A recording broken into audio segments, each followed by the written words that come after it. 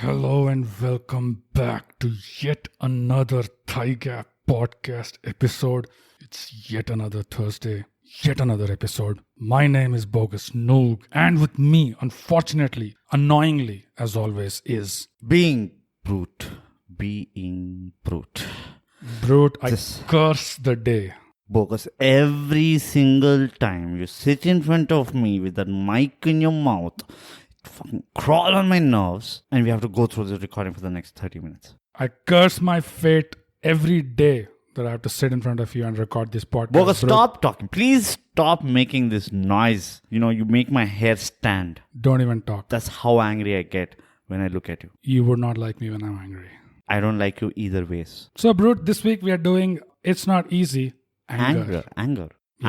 It's out there. We go through it every single day and we forgot to record an episode on this particular topic. I know, right? It's one of the primal emotions Of every being. Yep. And as is our want, it's not easy. The template, we start off by explaining the context Yes. or the definition of the word Yes. and how we are using it in this particular episode. Right. So, Brute, take it away. So, Bogus, the context that we want to set for anger is essentially every single time where our blood boils. Yep. Every single time that we just can't stand somebody's existence, somebody's presence, Yep. somebody's noise, voice, everything. Every Right. single time our skin starts to turn green Green. and our shirt buttons are popping off. Yes. And then the pot belly falls out. Of course. And then we look at it and we get more angry. Like, Yeah. why doesn't this ever stay in?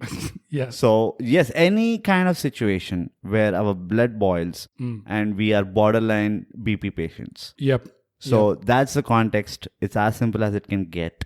Something that will make you lose control of your cognitive ability. So let's look at what makes it not easy to deal with. One of the things about anger is we kind of know what pisses us off. Yeah, Right? Like roughly. after a certain point, Yeah. you kind of know that, oh, if anybody abuses my favorite team Yeah. or anything like that, we know that these are our trigger points. Yeah, you know Which where will- your buttons are. Yeah. So pretty we much. kind of figure out what robot we are, right? What Yep. we're made of. But still, for some bloody reason, we just can't come to terms with them. Like we just can't let it go. Yeah, I mean, you mentioned robots, right? So in a way, it's like we know, like you said, we know what our buttons are, we know what our trigger points are, but it seems like that program never seems to get a firmware upgrade. Yeah. Those buttons continue to be sensitive. They're the constant. They're the constants. Yeah. Like no matter how many times they're pressed, you always find yourself flying off the hook. Yeah. And there never seems to be a firmware update that seems to take it forward to the next level or whatever. Yeah. Build more firewalls. Yeah. Yeah. So that is the top one reason why it's not easy. That you know the source, Yeah. still you can't cut away from it. Yeah. That's And- pissing off. That itself is really pissing off. That gives me anger. Yeah, I think if anyone took the time to introspect to that level, that definitely would piss them off even more Yeah, absolutely. when they realize this. Right. But That's what we're trying to do with this episode. We want everybody to get pissed off. Like everybody should be like angry. Like, why can't I do anything? God. and just smash that subscribe button. Yeah. So it's actually the bell icon, but we're all not of those beggars. things. You know what buttons to press. Yes. Press them. Press the button, Max. Yep. So that's one reason. What is your reason? Like, why is it not easy? In my own observation, like what I've found not easy with anger is we don't seem to have a upper limit. How angry we can get. How angry we can get in a general situation, or like you said, if after a certain point in your life you have awareness of what buttons are sensitive and what could actually set you off, we still don't seem to set an upper limit, even probably by situation. Maybe you're in a situation where it would cost you a lot to Get have angry. get angry or have an outburst, and you have a good example for that. So that's what I think is another reason why it makes it not easy, is because if we had that sort of control, at least a little bit of control control over it where we could modulate our anger, modulate our outburst, provided the situation. Like you have an example in a corporate scenario. Yeah. You want to go into that? So basically, but we need to set another context, like a sub-context for that point as to why that is, why that is not easy or why that comes into the picture. Is the nature of anger is very paradoxical, according to me. Okay. And do you understand the word paradoxical? Yeah. Great. Wow. Improving.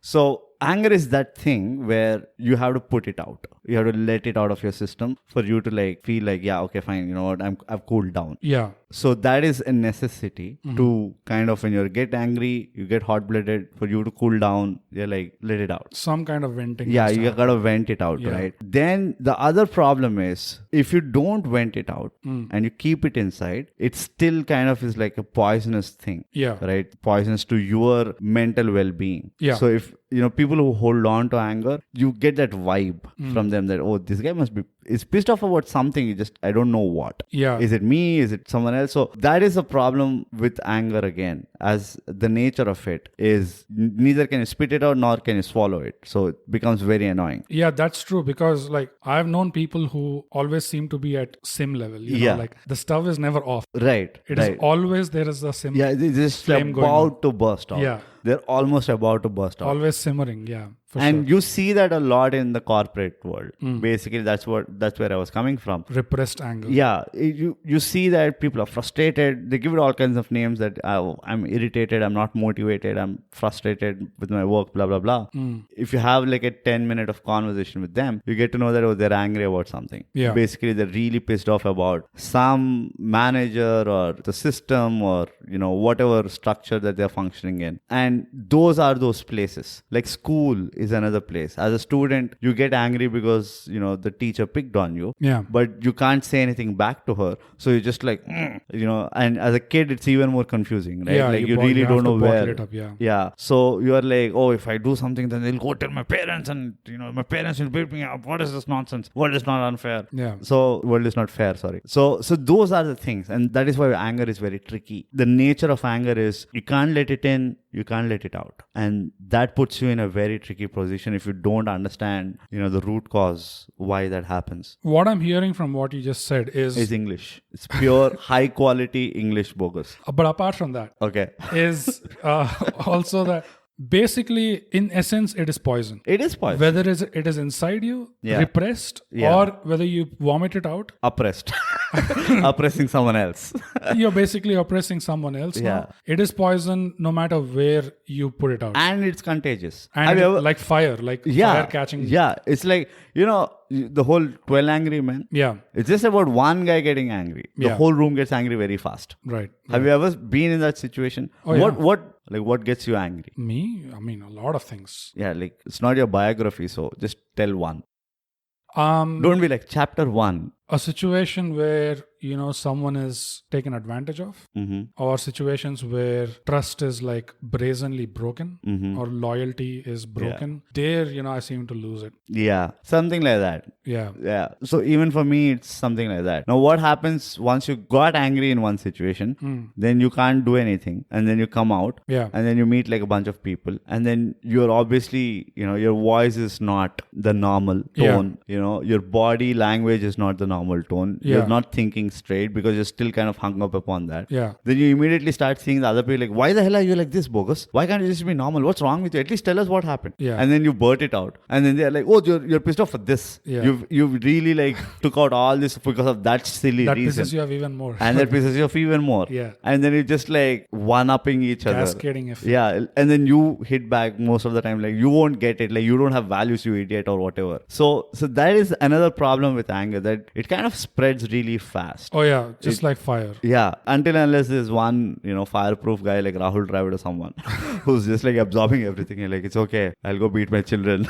Like I have kids at home or something like that. Which is why it's not easy. Which is why I say the nature of anger again is it's not just poisonous to you. It's also poisonous to others. Yeah. I think fire may be a better example because it can't be controlled. Which is the paradox, right? Whether it's inside you or you put it out there. Yeah. You have no control over where it's going to go and how much how damage it's going to do. there's no, once it's out, it's like you really don't know how the word spreads. So and I think anger is kind of like in the cartoon, illustrations, fire is how you depict somebody being angry, right? So that, I mean, even in movies. In movies also, But like in my own observation, I've seen two different types of anger. One is some people seem to be red hot, which is they have a very short fuse, very visceral reaction. Yeah. Like completely animated with their limbs and face and yelling and all that stuff. Yeah. The other kind of people seem to be white hot, more subdued, but it's actually still like pretty just as bad. Yeah. Because it follows very definitive permanent actions. Like they seem to make quick decisions. Yeah. As soon as they reach that pissed off state, they go to like, okay, I'm done with this person now. Right. I'm going to cut off all relations. I'm going to go play another game. I'm going to remove this person from my world. Right. Which are decisions which also could have negative, side effects, because first of all, it's not easy to build relations. It's not easy. ThyGap, subscribe. And share. It's an episode we've already done. Check it out. Yeah. So it's first of all not easy to build relations through our lives. Yeah. If we go through our life treating people like you pissed me off to such an extent that now I'm never going to look at your face again. I'm never going to talk to you again. Mm-hmm. I mean, it really depends. In some situations, it may be justified, if they did you really wrong. But in some situations, it may not be justified. Yeah. Maybe it's better to actually come back and make up and continue to build that relation. Right. Probably the relation will be stronger now. Yeah. Because... Well, ifs and buts. Yeah. But at the same time, this is a funny thing I hear from the first category, which is the short fuse guys, where, it happened to me so many times where I meet someone who's like super short fused and I'm like, dude, you have a short fuse. Yeah. And then they're immediately like, no, I cooled down very fast also. Yeah. But that 10 seconds of abuses that you hurled at me, kind of scarred me, like kind of spoke the truth that how much you hate me. This is what you get with people who wear their heart on their sleeve, they say, right? Yeah. Like I have a friend like this actually. If you get to know him, you know that he doesn't really hold anything inside, like anything toxic about you. Yeah. Like if he feels it in that moment, he just lets it out. Right. And if you get to know him, you know that, okay, this guy is just venting it out now. Yeah. He's going to cool down like 2 minutes later. Yeah. But for people who don't know him, that's the end of the story. That's the end of the story. Yeah. It burns bridges. Yes. You're like, I'm not knocking this door again. Yeah. Imagine doing that on a date. Like you go on a date and you're like, how dare they overcook my steak? And but I think the salad is good. Yeah. And then the girl is like, that's it. Nothing doing. Yeah. So that's the funny part of it where, I think as much as we know it, we don't know it, Yeah. We never, like the other thing that you're saying, that we never quite know what is the worst form of my anger. And it kind of is scary also. No right? upper limit. Yeah. It's very scary. It's very scary. Like, will I cut myself? Like, will I punch a wall? Like, what will I do? Will I hurt myself in my anger just because like I can't do anything else? So that is what is pretty scary. And it can cause like permanent damage. I think one of the scarier thing is, usually you tend to get very angry, like really angry with people who are closest to you. Yeah, absolutely. Because the magnitude of that familiarity and the trust is there. Yeah. But the fear is, would I end up saying something that will break this whole thing? Exactly. Yeah. Like, that I can't take back. I just had that kind of an experience recently. That you can't take it back. Yeah. No matter how many times you apologize, that person what's said is said. Yeah, that person who's really important to you, really special to you, they've heard it. And now, there's no going back. Like, yeah. But at the same time, which is where I feel that it has to be a two-way street, where if somebody gets angry and it's just like hollering at you without really listening to you. Yeah. I think it's an opportunity for the other person, the abused. Yeah. Also to kind of think like, what did I do to tick him off? Like, I've known him for like 10 years. Like, what could I have possibly done to piss him off so much? And that's something we'll cover in our future episode. Personal responsibility. It's not easy. That's how I look at it. But again, you gotta be sane. But because anger is so contagious, the moment your best friend starts shouting at you, you take the leeway and start shouting back at him. Like, I've been here, you idiot. Like, what the fuck? Yeah. Like, blah, blah, blah. So that is why I feel that, anger in a conversation will lead to nothing productive. Unless like probably 10 years later. Like, how we were dumb being angry at each other and not talking for 10 years. Yeah. all time is lost. All time's lost. Yeah. And you're old and you're weak and Yeah. yeah. Now you know you can't hurt each other physically, so you're looking back on wasted time. Yeah, that is true. Like it just seems to have only destruction in its wake, unless of course it is channelized. Anything channelized. Money is channelized into like investments. reproducing money is always good, but for sure. Yeah. So that's like such a blanket. That's what annoys me. This obvious, stating the obvious. I'll tell you a funny incident. So there was this couple who were. I heard it from a friend of mine, common friends. So there was this couple who apparently the husband was not really in a good state. There's a lot of pressure from work and not able to get time, like work-life balance, blah, blah, blah. Long story short, he kind of got like really bogged down on all these things. Right. And all the friends apparently were like, you know what, it's a passing phase, so take it easy. Don't have to like beat yourself down to death. The wife came up with this brilliant idea saying that, no, you know what, you should get some spiritual help. So go to ABC Institute and spend some time there. Okay. And he was like, I don't think I'm really up for this. And then she was like, no, don't look at it as like a spiritual institute. Just go with an open mind. And one of the friends who was overhearing this whole conversation, he turned to the wife and like, don't you think that's the solution for everything in life? Like, he doesn't have to go to that place. If he like goes to the bathroom with an open mind, it will still solve his problems. A lot of good things will happen. Yeah. So the obvious is what kind of pisses me off. When somebody says like, be cool, bro. I'm like, oh yeah, right. Like I didn't think of it. Thanks a lot for sharing this Vedic science with me of being cool, right? Like after a certain point or a certain age, the age doesn't matter, right? And once you cross that bar, age doesn't matter. I think stating the obvious like really pisses me off. It's like, dude, work hard. That's what will make you like successful. Like correct. All I was thinking was looting a bank. That was my route to success. Yeah, but if I think of that, channelizing may be obvious to you, but at least from what I've seen in general, it doesn't seem to be obvious to a lot of people because it requires some conscious amount of control. Like you have to be aware that I need to make sure I will that I bet make you. good I use will. of this. I'll bet. Saying that, go ask the random public, saying that, okay, what are your suggestions of, dealing with anger? Right. Everybody will say the same. Everybody will be like, you got to put it to good use, or, you have to control it and all these cliche stuff. I don't think, I'm not talking about like teenagers. I'm talking about like grown-ups, like 30, 35. The majority will know. They'll have like a hack or a technique to like handle it. The kind of responses like I expect when you ask, a layperson that question, even in that age group that you mentioned, is more like what is usually circulated around, like drink a glass of water, count to 10, look at yourself in the mirror, you'll cool down. So they seem to talk more about this stuff. I haven't come across people saying a lot about channelizing, like hold on to it. No, again, it's not like the first thing they'll say. Yeah. It's not like they'll go philosophical from, word one. Okay. Like you really have to break down the question. If you say like, how do you control your anger? Then they'll tell all these dumb shit, saying that I look up in the sky, I count bird shit, all that nonsense. But if you really say like, okay, fine, we got to phrase the question. Like, how do you deal with anger? Like, what do you do when you get angry? Apart from this dumb shit, like what better use of anger can you think of? Then they'll tell the same thing. So you know what? You got to be aware of yourself as to when you'll get angry. Take yourself away from the situation and then... Every morning I wake up with a smile on my face and I say, you are a calm mind.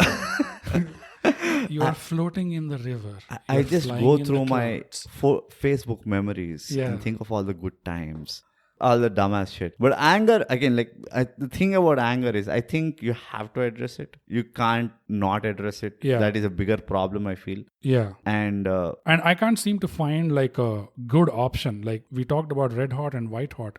Honestly, if I think about it, neither of them seem like the better or worse option. There is no better or worse. Both of them seem like bad. It is like you firing someone. There's no good way of firing somebody. You just, no matter how much you soften a blow, firing someone is firing someone. So anger is like that. There is no good way to like handle it. But what you're essentially, I feel, again, it's very subjective. I feel you're essentially trying to reduce the damage. Right. Either to you or to the other person. I mean, sometimes you get angry even for a good reason. Like because somebody is not making the best of their life. They're not, they're ruining their life. Them, out of concern, out of love and all, right? So, but even then... That can also go really wrong.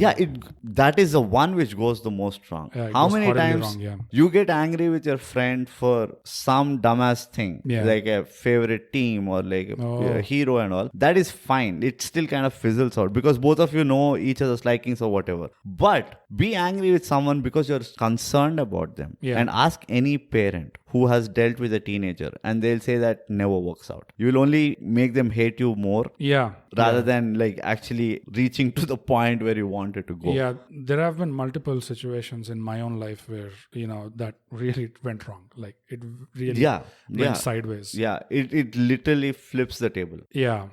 And after that, I had to come to a resolution that, all right, like what can you do? Like you can only help someone who is willing to help themselves first and foremost. If they're not meeting you halfway on that, there's nothing much you can do. Yeah. It's an unfortunate thing that you have to come to peace with, but that's what it is. It's not easy for that reason. So I think we've looked at like what makes it not easy. In general also, like in a way it is stating the obvious. People know that anger is not easy, but they don't say it out loud. Yeah, but what do you think? Why is this important? For your own well-being. Let's continue stating the obvious. Of course. It's for the well-being. Yeah. It's for your blood pressure. To put it like in a tangible kind of metric. I think why it is important to address anger is the two things that anger does at every given point, whenever you get angry, that is.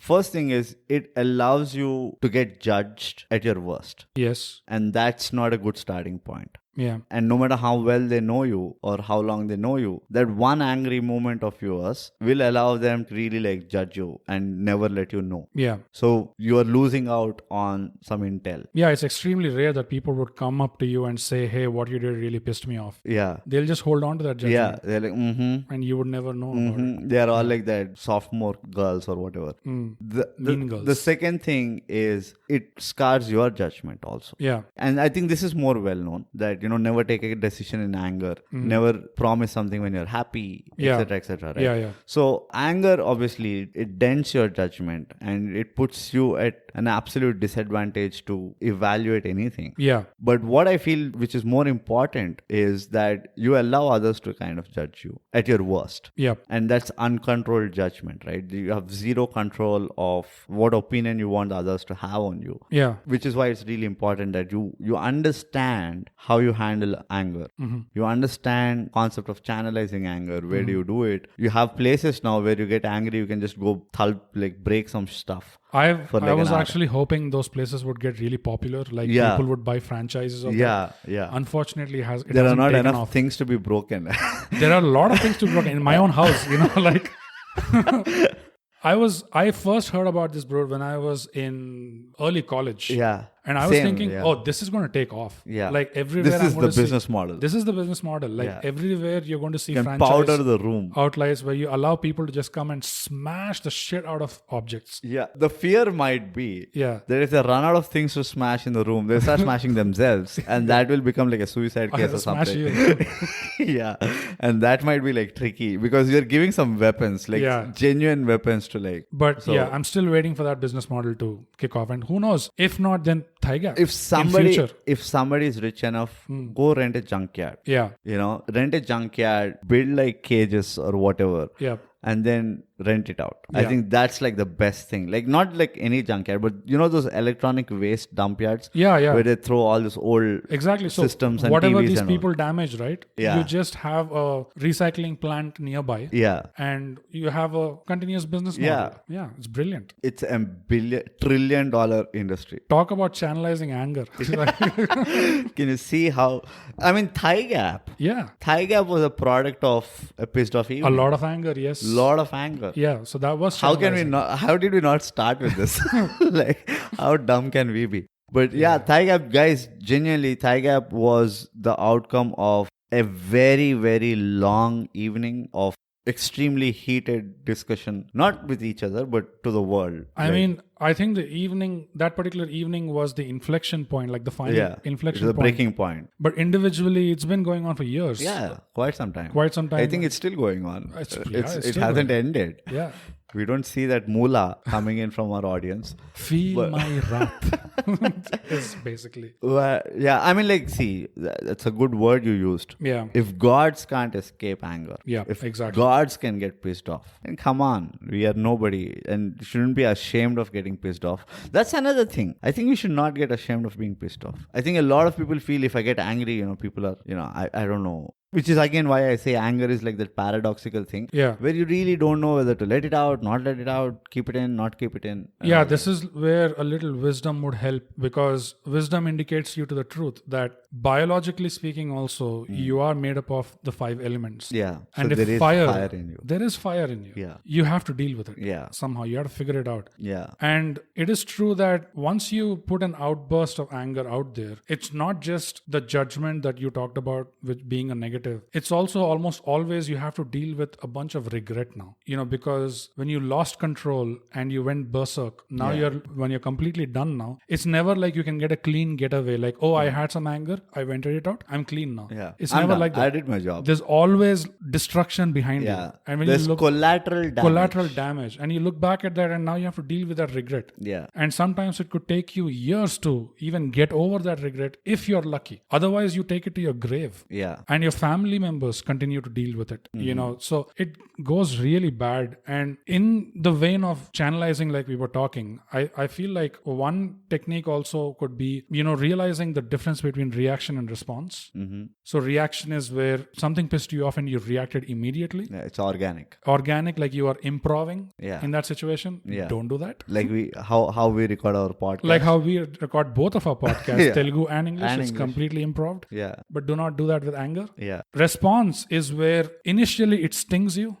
You recognize it, you acknowledge that yes, you were stung, you feel that hurt, Yeah. but you take some time with it. You allow yourself a little bit of time, and that even could be a few minutes to process it inside. Which is why they say count to 10, right? Yeah. I think that is a good distraction. But the count to 10 methodology is more of like count to 10 so that you cool down. Yeah. This response is more like count to 10 so that you figure out what is the best response to give here. Huh. If that deserves an angry response from me in this situation, if it deserves for me to just pick up this plate in front of me and whack his head, Yeah. break it over his head, or I spit on him. Or this is a very close special friend of mine. Yeah. So let me wait until I cool down. Then I pull him aside and have a one-on-one conversation with him. Right. And let him know how I really felt. Right. And let him know that this is a bridge or this is a button that you need to be careful with me Yeah.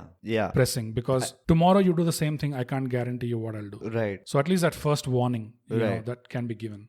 So, one of the examples that I can probably give, which everybody can relate, again, it's a sports example, is, every time a batsman gets hit by the bowler Yeah. with a bouncer or like a beamer or whatever, Yeah. most often than not, 9 out of 10 times, the next ball, the batsman goes for his shot. Yeah. Right? He's never defensive. He never tries to he just wants to put a point across saying that I'm not scared. Yeah. And then he goes for the shot. And I can guarantee, being a sportsman myself, that you're really pissed off at that moment. That how can I allow, and it's not a matter of with who.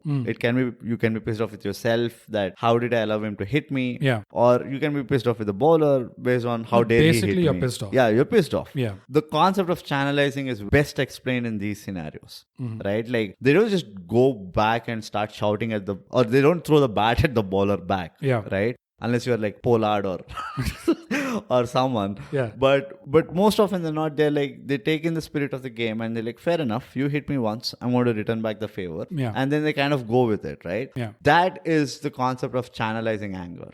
Like you want to use that energy. Now, I don't know the nitty-gritties of it, but you convert that somehow and feed your skill so that the skill kind of like talks. So it differs from, I still don't know the answer for how do you channelize anger in like corporate structure. Oh, yeah. That's a tough nut to crack. In a corporate scenario, you need to have an extremely good control over your language, On everything. which is not easy. It's not Also, easy. previous ThyGap episode. Yeah. Check it out. It's on everything. Because you can't get physical. Yeah. Your language is going to be a weapon. Like Yes. you have to use it in the right way. Right. And sports is one way easier because there's no language involved. Yeah. Like it's not like imagine you getting Boys pissed. played well. Imagine you getting pissed off like in a word spelling bee competition. Like somebody pisses you off and like, okay, now you see how I will use my language to let you know I'm pissed off or anything. Yeah. But in the competitive space, generally sports, like any kind of sports, it kind of does get easier because you're already in the motion. Your adrenaline is in the right direction. Yeah, but even there, people tend to react because then you have this unsportsmanlike behavior, which sometimes tends to happen on the field, right? So there also some players are able to channelize, some players are able to respond, but there are some who still react. There is like a universal hack of how to deal anger. Okay. You know that in psychology? What is that? Basically, remove your self-esteem. You completely remove your self-esteem. There's absolutely no reason why you should get angry. Yeah. Because anger is very closely connected to the ego part and the identity part. Yeah, unfortunately, like to play devil's advocate to that point, the flip side could be that there are situations where righteously you probably should get angry. You don't for want not to, having self-esteem. No, not about self-esteem. Like if there are situations where you should ideally be getting angry, but you're not getting angry because you've removed your self-esteem, then maybe you're not making the right reaction or the right response. Not reaction. No. I'm not in saying that situation. I'm not saying remove self-esteem temporarily. Like people who have zero self-esteem, right? You hardly see them get angry. Yeah. As a composition. Yeah, I mean they let the frustration, etc., build up inside them. Yeah. They keep it repressed inside. It's a different kind of, They damage themselves that way, yeah. And there is no end to that ditch, right? Yeah. Because there is no self-esteem. There is no opposing force that's saying that, you shouldn't get angry. You should get affected by this. You can't keep taking it in. So they keep taking it in, keep taking it. It's just like a one-way stream. Yeah. But that's it's a very dirty hack, by the way. But I honestly feel that there are situations where you should not get angry righteously, but there are situations where you should get angry. You should voice out and you should not let the moment pass by. And how do you get the hack to that? Measure of Man, 2-part special. ThyGap. Subscribe and share. So that's about anger. I think I think we've covered pretty much all of it. So as much as we can. For all the aforementioned reasons, like we say, usually. That's why anger, it's not easy. Keep listening. Keep sharing. Rate us on Spotify. Drink a glass of water. Count to 10. Look at yourself in the mirror. Heavy breaths. Deep breaths. Wake up in the morning with a smile. Yeah, and everything will be sorted. ThyGap, subscribe. And share. Hey, thanks for listening.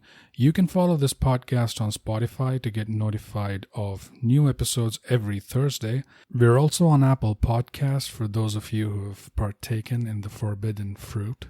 If you liked what you heard, leave us a 5-star rating and a comment. Say anything like the quick brown fox jumped over the lazy dog. A rating and a comment really helps us out. It's free, and I'm told that's a great price.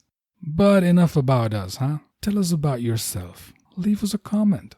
Our Twitter is @ThyGap, and we are _ThyGap on Instagram.